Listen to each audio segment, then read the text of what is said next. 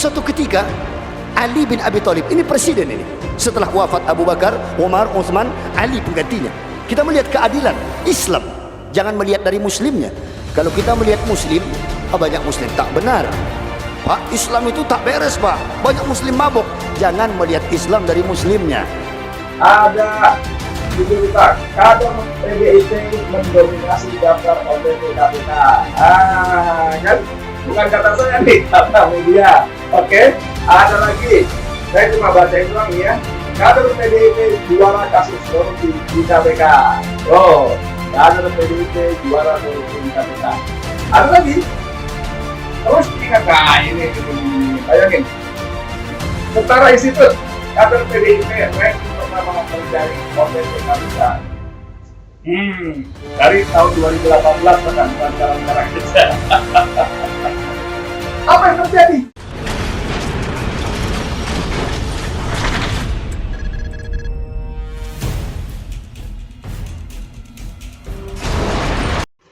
Assalamualaikum warahmatullahi wabarakatuh. Dengan saya lagi, Edi Mulyadi. Saudara sekalian, kita dikejutkan berita KPK Sabtu dini hari kemarin ya, Ahad bahkan mungkin ya, jam 2 pagi melakukan operasi tangkap tangan OTT. Ada 6 orang dan salah satu nama yang disebut-sebut, walaupun tidak terjadi OTT, kemudian dia menyerahkan diri pada waktu berikutnya. Namanya Menteri Sosial Juliardi P. Batubara. Jadi menurut press conference KPK, bahwa mengatakan KPK mendapat informasi dari masyarakat pada tanggal 4 Desember, tim KPK menerima informasi dari masyarakat akan adanya dugaan terjadi penerimaan atau penyerahan sejumlah uang oleh penyelenggara negara yang diberikan pada si anu jam 2 pagi. Jumlahnya berapa? 14,5 miliar. 14,5 miliar yang diletakkan di 7 koper. 7 koper, 3 tas ransel, 2 amplop kecil. 7 koper, 3 tas ransel dan amplop kecil. Dalam pecahan rupiah, dolar Amerika, dan dolar Singapura. 14,5 miliar jam 2 pagi, jam 2.30 pagi. Sudah bisa bayangkan nggak? Ada jam 2 pagi ketika sebagian orang tidur lelap, dibuai mimpi indah, atau terpaksa menidurkan diri supaya lelap, supaya lupa dengan kelaparan, lupa dengan beban hidup yang makin menjepit karena ketiadaan, kesusahan, kemiskinan yang luar biasa mencekik. Ini ada sekelompok orang bertransaksi, apa ya? Aduh, kalau saya ngomong jahanam jelek ya. Culaslah, jahatlah gitu loh. Serah terima uang suap. Ketika bahkan mungkin sebagian umat Islam bangun malam, bermunajat kepada Allah setelah tahajud, mohon ampun atas dosa-dosanya, ya kan? Mohon doa-doa segala macam untuk kesehatan, untuk kebahagiaan, untuk keselamatan, mungkin ada kebutuhan-kebutuhan yang lain, anak sekolah, bayar rumah, kontrakan, sebagainya. Mereka berdoa jam 2.30 dengan salat tahajudnya itu. Ini manusia-manusia ini melakukan transaksi laknat, saudara. Dan menjadi lebih memprihatinkan lagi, pelakunya justru orang-orang yang diberi amanah untuk menyalurkan bansos, bantuan sosial, menteri sosial dan para pembantu. Speechless kita, nggak bisa ngomong. Bahkan Ketua KPK Firly Bahuri, Komjen Firly Bahuri itu pun mengatakan korupsi di tengah pandemi hukuman mati. Ya, Firly Bahuri mengatakan begitu. Saking keselnya mungkin Ketua KPK ini. Ketua KPK, jangan pernah berani korupsi dan dana bansos, terancam pidana mati. Ya, ada lagi ini. Ketua KPK, korupsi saat bencana, ancamannya pidana mati. Jadi memang kita nggak habis pikir, saudara, kenapa bisa begitu ya? Di mana nurani mereka? Dari sekian dana bansos berpuluh triliun itu mereka bisa ambil sebagian yang harusnya jadi hak para penerima. Di situ disebutkan kata KPK dari 300.000 jumlah nilai paketnya, mereka dapat komisi 10.000 fee-nya.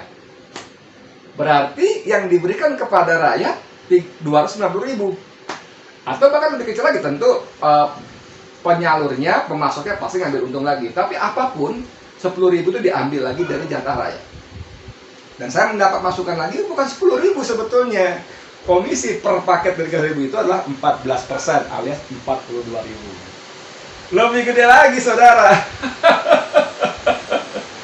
Keterlaluan. Dan kita prihatin lagi, saya nggak tahu nyebutnya prihatin apa-apa ya. Pelakunya ya dia juga sebagian besar. Dari partai tertentu nih, ya. Ada betul kader PDIP mendominasi daftar OTT KPK. Kan?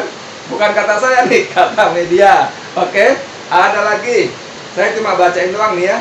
Kader PDIP juara kasus korupsi di KPK. Tuh, kader PDIP juara korupsi di KPK. Ada lagi. Terus diingat, nah ini, bayangin. Setara Institut, kader PDIP ranking pertama terjaring OTT KPK. Dari tahun 2018 bahkan, bukan sekarang-sekarang aja. Apa yang terjadi dengan para elit kita? Para politisi kita? Para pejabat publik kita? Khusus partai ini sebetulnya, Ketua Umum Megawati Soekarno Putri yang sangat dihormati itu pun sudah mewanti-wanti kepada kader-kadernya untuk berlaku lurus. Bagus kan? Untuk berlaku amanah dengan jabatan yang disandangnya. Bagus kan? Bagus. Tapi apa boleh buat? Ada berita juga terus diingatkan Megawati, kader PDIP masih kena kasus korupsi. Terus diingatkan Megawati, kader PDIP masih kena kasus korupsi. Saya mau tanya, ya mohon maaf deh, saya mau tanya kepada Presiden kita, Mas Joko Widodo. Mas, inikah buah dari opera revolusi mental yang selama 6 tahun sampean gelorakan revolusi mental, ya kan?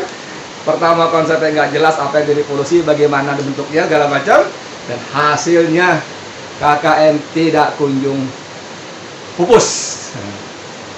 Ngomong-ngomong soal pelaku korupsi, kita mau tahu juga kemana itu Harun Masiku sampai sekarang.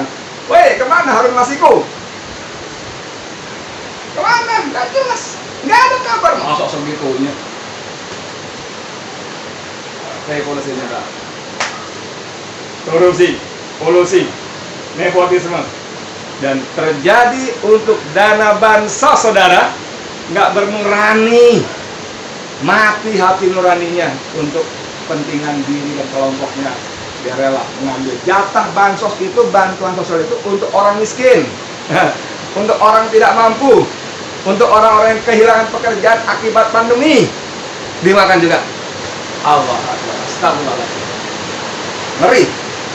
Oke, segitu dulu dari saya. Edi Mulyadi. Assalamualaikum warahmatullahi wabarakatuh. Suatu ketika Ali bin Abi Thalib, ini presiden ini, setelah wafat Abu Bakar, Umar, Utsman, Ali penggantinya. Kita melihat keadilan Islam, jangan melihat dari muslimnya. Kalau kita melihat muslim, banyak muslim tak benar. Pak, Islam itu tak beres, Pak. Banyak muslim mabuk. Jangan melihat Islam dari muslimnya. Pak, ada orang Islam, Pak, teler, maling, Pak, yaitu individunya. Tapi lihatlah Islam dari sumbernya, Quran dan hadis. Ali bin Abi Thalib, Bapak, kita simak baik-baik. Kehilangan baju perang. Bapak kalau punya baju hitam, baju kotak-kotak ini kan, baju merah atau baju apa saja, Bapak tentu paling kenal. Baju kita ini kancingnya yang ini hilang satu, yang ini ada tai lalatnya, umpamanya. Oh, yang ini kemarin kena tinta. Oh, yang ini kena rempah, kuah rempah rendang. Umpamanya kita makan rumah makan Padang, kita hafal tuh, ya kan? Begitu karena pakaian kita. Ali kehilangan baju 3 hari sudah, baju perang. Ali ini presiden ini. Jalan di sepanjang jalan, dilihatnya ada baju perang dia di jemurannya orang Yahudi. Ali datang, hei Yahudi, ini baju perang siapa? Apa jawaban Yahudi itu? Hei Amirul Mukminin, pemimpin umat Islam, ini rumahku, halamanku, tentu yang ku jemur ya pakaianku. Jawabannya itu loh, ketus. Kira-kira kalau kita punya presiden dijawab begitu, itu tidak lama datang Densus, datang BIN, udah keciduk, udah dah. Ustadz radikal, ya kan? Ali senyum, ya oke, kalau begitu kita berperkara di pengadilan. Tidak marah tuh. Kalau begitu kita berperkara di pengadilan. Ini Yahudi sudah menyimpan nih. Waduh, satu catatan yang pertama, baru ini nih gua dapat, ada presiden ngajak berurus hukum di hadapan pengadilan yang tidak mungkin ada di negara kafir. Kenapa? Ini hakim dia yang bayar, mesti dia menang. Dan tidak mungkin presiden kan mau bertarung dengan warga sipilnya, tinggal ambil saja beres, paksa saja, itu kan dia presiden. Tapi indahnya Islam yang pertama, kata Yahudi ini, dia mengajak aku berperkara, biarlah hukum sebagai pemutus perkara. Subhanallah, ini adilnya Islam. Berangkatlah dia sampai di pengadilan. Orang Yahudi ini cerdas, karena memang sejarah mencatat laqad faddalna bani Adam, mereka diutamakan oleh Allah, otaknya, intelektualitas mereka, scientification, mereka ahli. Ini orang-orang barat Yahud. Sampai di pengadilan, Imam Ali presiden mengucapkan salam di depan pengadilan, masuk pintu, ini orang penuh dah, assalamualaikum, presiden berperkara. Orang Yahudi ini kaget, waalaikumsalamnya rame, tapi tidak ada yang berdiri. Kalau ini raja kafir, pikirnya Yahudi, raja-rajaku, pasti semua orang dikawal pengawalnya presiden, semua berdiri berjabatan tangan. Ini tak ada, satu pun tak ada yang jabatan tangan. Tiba-tiba hakim hanya nunduk dan silakan duduk ke tempat orang yang sedang berperkara. Mulailah perkara demi perkara dipanggil, sampailah kepada perkara presiden ini, kehilangan baju perang. Duduklah Ali. Assalamualaikum. Waalaikumsalam warahmatullah. Wahai Amirul Mukminin, apa perkara yang hendak engkau tuntut di pengadilan ini?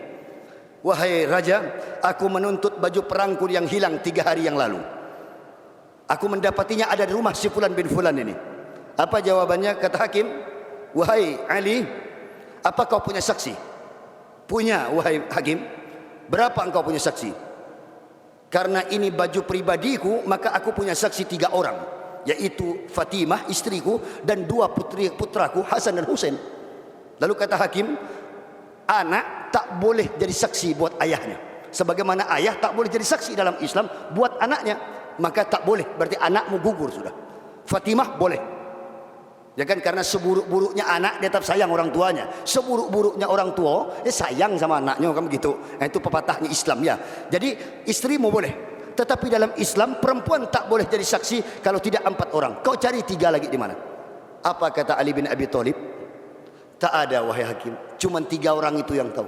Kata hakim, kalau begitu Yahudi itu menang perkara ini dan baju itu miliknya. Berdiri itu hakim, salaman, pulang. Baru hakimnya ikut bersama Ali bin Abi Thalib. Si Yahudi nanya, presiden, selesai ini perkara? Sudah. Baju ini punya kamu? Sudah selesai. Beneran punya saya? Benar. Ini Yahudinya dalam hatinya, 2 sudah. Aku menang perkara lawan presiden. Kalau di negeri kita ribuan orang turun ke jalan, dia mah anteng-anteng saja, apalagi cuma 1 orang. Kita tidak usah bahas itu, ya kan? Tapi udahlah, apa yang kita ragukan terhadap Islam itu apa? Kalau bukan karena kebodohan kita memahami Islam secara utuh. Selesai? Belum. Selesai berperkara, salaman, jabatan tangan, pulanglah Amirul Mukminin. Kemudian yang terakhir, lalu kata Amirul Mukminin, Presiden Ali bin Abi Thalib, baju ini milikmu, pulanglah dia. Hakim itu ngobrol sama Ali bin Abi Thalib, ente sih bawa perkara kagak ada saksi, agama kita kagak bisa bela. Kalau ente nggak punya saksi, sekalipun ente nabi khalifah nggak bisa dibela, karena kita punya patokan benar salah. Pulang, selesai. Nggak lama ini Yahudi datang kepada Ali bin Abi Thalib, ishhad bi annil muslim, saksikan wahai Amirul Mukminin, aku masuk Islam sekarang. Kenapa kau masuk Islam? Aku sebenarnya yang mencuri bajumu 3 hari yang lalu. Aku ingin melihat, benarkah agamamu ini agama yang benar. Dan aku mendapatinya dari kisah-kisah tadi, bagaimana seorang presiden berperkara dengan rakyatnya, dan pada puncaknya aku yang menang dan presiden itu kalah. Dan aku melihat bagaimana adilnya hukum Islam, dan aku melihat bagaimana syariat Allah itu ditegakkan dan tidak memandang dia Yahudi dan dia Muslim. Jika benar tetap benar, salah itu salah di hadapan hukum Islam. Aku sekarang masuk Islam. Indahnya Islam di tangan orang yang memahami Islam. Tapi di tangan orang yang bodoh, kita lihat televisi itu, ada yang bergelar Abu Fulan, Abu dan sebagainya. Sampai sekarang dilaporkan, tak ada yang tahu, ya kan? Tak ada yang tahu tuh. Oh, menangkapnya lah yang susah. Ada kasus korupsi. Sampai sekarang negara punya alat sedemikian rupa, kata kita kalau boleh pakai istilahnya Rocky Gerung. Sampai ini hari, ini semua alat negara apa yang tidak dipunya hanya untuk menangkap seorang buron bernama Harun Masiku. Kita tak bisa tangkap. Tapi kalau ulama meleset sedikit saja dia punya cakap, ciduk sudah. Radikal tu ulama. Maka saya hanya pesan, saudaraku yang dimuliakan Allah, kembali kepada konsep Al-Quran, kembali kepada sunnah adalah jawaban dari semua problem yang kita hadapi saat ini. Maka mengakhiri kajian ini, karena